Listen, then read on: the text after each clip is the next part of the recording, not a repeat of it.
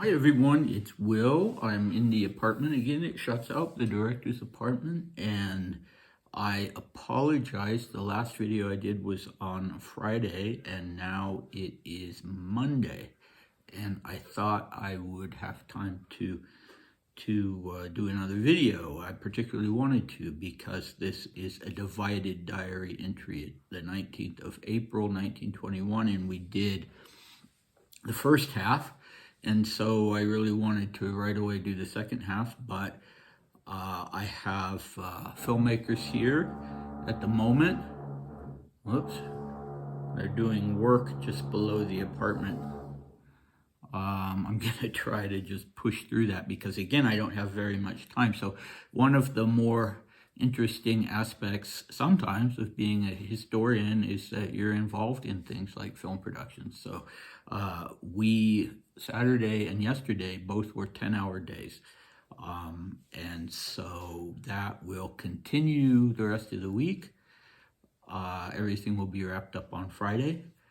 But if I can do more videos, I will do more videos, but we'll see. So a recap for the first part of the diary entry of 19th April, Dmitri talks about the change in Maria's status among the ladies of the Russian immigration. She'd been a little isolated before, maybe even a little shunned, although I don't know. But now they've all warmed up to her. They want to be her friends, and they are coming for visits all the time. And Dmitri is just a little bit cynical about that, about why that would be, because Maria is holding these bazaars where they can go and display things and make a little money. But that may not have been entirely true. I'm sure some of them really liked her. Coco is in a better mood, so that was good. But he only got to have tea with her that day because it was this big event of Maria's birthday. So that's what we're going to be talking about in this diary entry. And the cast, there are other people, Sonia and Sesh Shuvalov, as there had been in the first half of the diary entry. And there it goes again. I hadn't actually talked about those people as I usually do, and I'm not going to this time either. These sort of incidental people that Dmitri mentions. Not that they were incidental people, but he just mentions them in passing. So the main people we have in the cast today are the two little sisters, the Bibichki, as they were called in the family, the babies, the youngest children of Grand Duke Paul and his morganatic wife, Princess Palais. So Natalia and Irina Palais. Okay, so here we go. I dined with Maria and Gulia at Mamichka's, and then we went to Sonia and Sash Shivalov's. They were giving a party at the initiative and at the expense of Maria. Maria had the very good-hearted idea of giving a party for young Russian girls on her birthday. But because the Dolgoruki apartment is too small, Maria arranged to have the ball at the Shivalov's apartment. We took Natasha and Irina with us. You should have seen the expression on their faces. They were frightfully unhappy about going and took the invitation not only as a personal insult, but as a frightful atrocity against Papa's memory. Both of them, living with Mamichka, are perpetually in that state of mind, and it's gotten to the point that they even scold their mother for being too cheerful and forgetting Papa and Volodya. So at the Shuvalovs, both just sat there with sour faces, not saying a word to anyone, just trying to think of a way to get home as quickly as possible, as a result of which they ended up leaving without saying goodbye to Maria or even thanking her for the invitation. But the party was nonetheless a great success. I danced like crazy with all the girls and only got home around 4 o'clock. Okay, when I use the word girls, I should point out that it's the Russian word barishnya, which is very difficult to translate. It's a well-brought-up young lady or girl who's not yet married. So in this instance, sort of along the lines of a debutante, I guess, although this wasn't officially a debutante ball, but maybe as close as a lot of these girls would get now that their families were in exile. So Maria decided to do that for them on her birthday, and maybe she was hoping it would become a thing where every year there was kind of a debutante ball on Grand Duchess Maria's birthday. But who knows? I'm just speculating. So I had thought that Maria and Giulia were living at a flat provided for them by the Crisovolonis, which is where, in fact, Maria arranged the bazaar, the charity bazaar for the other Russian ladies. But apparently, the apartment on the Rue de Courcelles belonged to another aristocratic Russian family, the Dolgorukis. So that's good to have cleared up, but it wasn't big enough. So the Shuvalovs, well, Dmitri calls it a few times a party, and then he calls it a ball, but obviously there was room for dancing. We don't know how many people were there. So the Shuvalovs allowed their place to be used. Hopefully they didn't charge poor Maria for that. Dmitri points out, yes, this is at her expense. This is not, I think I said in the last video that the Shuvalovs were giving this party for her, and so they couldn't have been very hard up. And apparently they weren't hard up because they had this rather grand apartment, but this was all at Maria's own initiative and her expense. Okay, so what about the girls? Well, I'm a little frazzled at the moment. I haven't gone and looked and figured out, what should I say about them? But they were teenagers.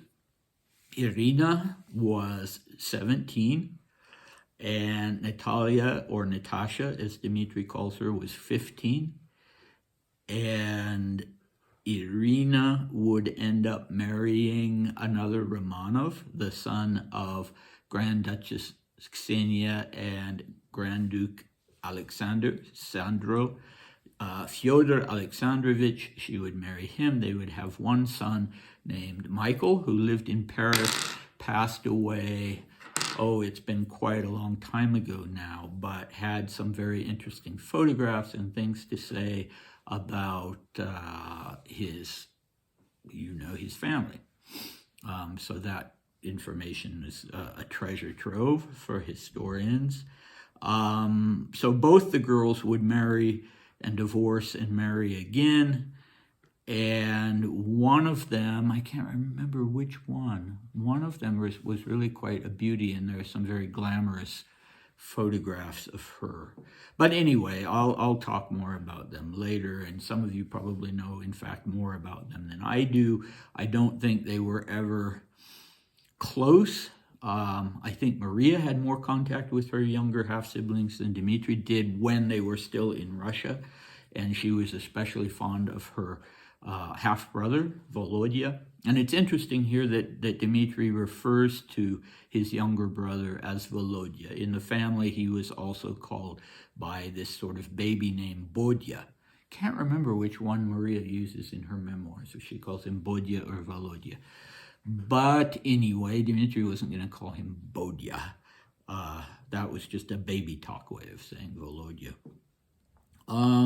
So yeah, it's interesting how this experience, this trauma of having your family killed, father in this instance, having to leave your native land, leaving the wealth and the status that you enjoyed there, trying to pick up the pieces and live in another country. Of course, Natalia and Irina were raised in France and only went back to Russia sort of gradually between 1912 and 1914. The family moved back to Russia, and then they were there during the war, so they were very much at home in France. But on the other hand, they'd lost their beloved father and brother, and they were responding by sort of withdrawing and wanting to mourn and stay in this state of perpetual mourning. And, Dmitri's annoyed with them. We can see that. Big Brother isn't too happy with how they're treating their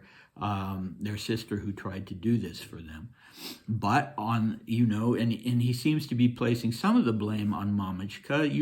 It makes sense that she, as a widow, would be deeply in mourning for her murdered husband and son. That's the sort of thing a person doesn't just bounce back from. But maybe it was a little bit of an unhealthy atmosphere for the girls. And they were, in sort of dramatic teenage girl fashion, perhaps. Perhaps I shouldn't say that, because it was such a real trauma that they were over-dramatizing. But they weren't, it had happened a little over 2 years ago. And they weren't going out and enjoying their lives as to be healthy, they probably should have.